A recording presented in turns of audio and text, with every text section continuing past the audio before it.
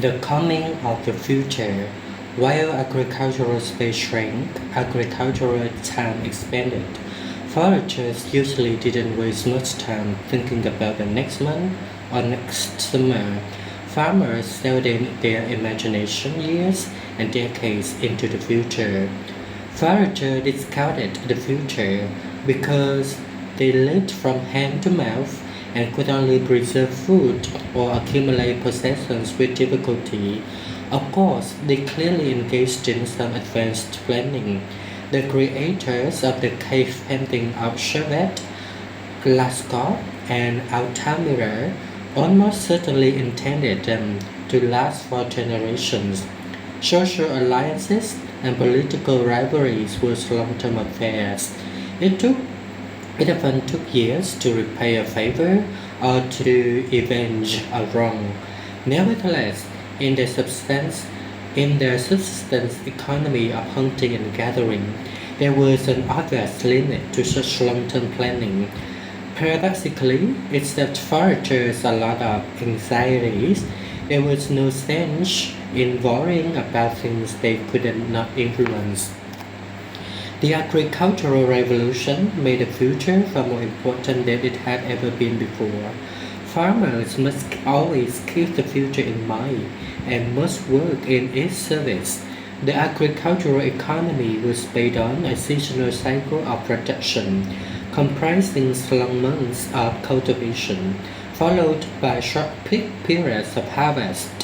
On the night following the end of the plentiful harvest, the peasants might celebrate for all they were worth, but within a week or so they were again up at the dawn for a long day in the field.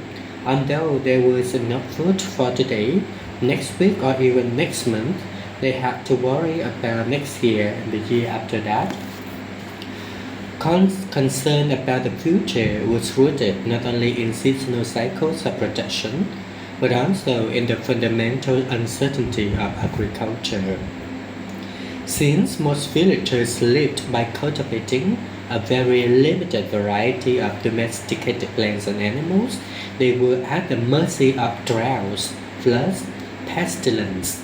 Peasants were obliged to produce more than they consumed so that they could build up reserves. With their grain in the silo, jars of olive oil in the cellar, cheese in the pantry, and sausages hanging from the rafters, they would starve in bad years. And bad years were about to come sooner or later.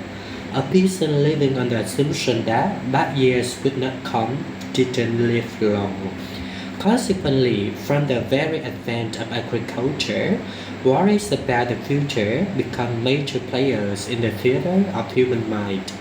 Where farmers depended on rains to water their fields, the onset of the rainy season meant that each morning the farmers gazed towards the horizon, sniffing the wind and straining their eyes. Is that a cloud? Would the rains come on time? Would there be enough? Would violent storms wash the seeds from the fields and batter their seedlings? Meanwhile, in the valleys of Euphrates, Indus, and Yellow rivers, all the peasants monitored with no less trepidation the height of the river, the water.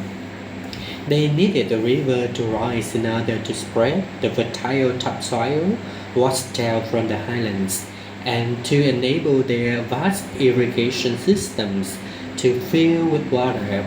But floods that shot too high or came at the wrong time could destroy the fields as much as a drought.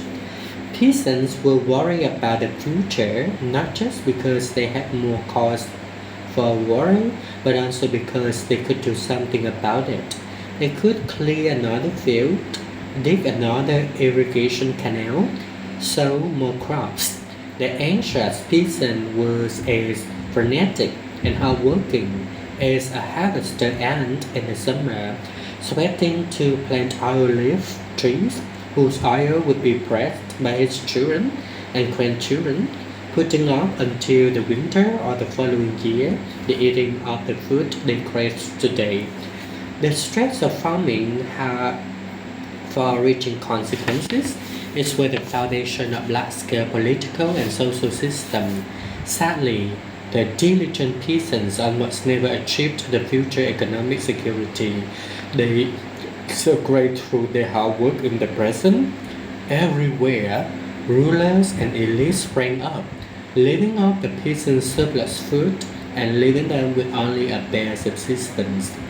Though forfeited food surpluses fueled politics, wars, art, and philosophy, they built palaces, forts, monuments, and temples. Until the late modern era, more than 90% of humans were peasants who rose each morning to till the land by the sweat of their brows. The extra they produced fed the tiny minority of elites, kings, government officials, soldiers, priests, artists, and thinkers who fill the history books. History is something that very few people have been doing, while everyone else was plowing fields and carrying water buckets.